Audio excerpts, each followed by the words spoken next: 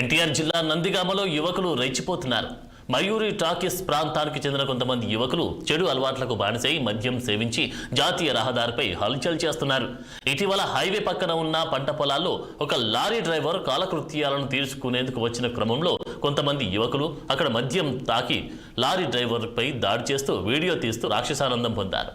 Lorry driver వద్ద ఉన్న డబ్బులని ఫోన్పై ద్వారా డ్రా చేయించుకున్నారు. ఈ ఘటనకు సంబంధించిన వీడియో సోషల్ మీడియాలో వైరల్ కావడంతో పోలీసులు వారిని అదుపులోకి తీసుకొని విచారిస్తున్నారు.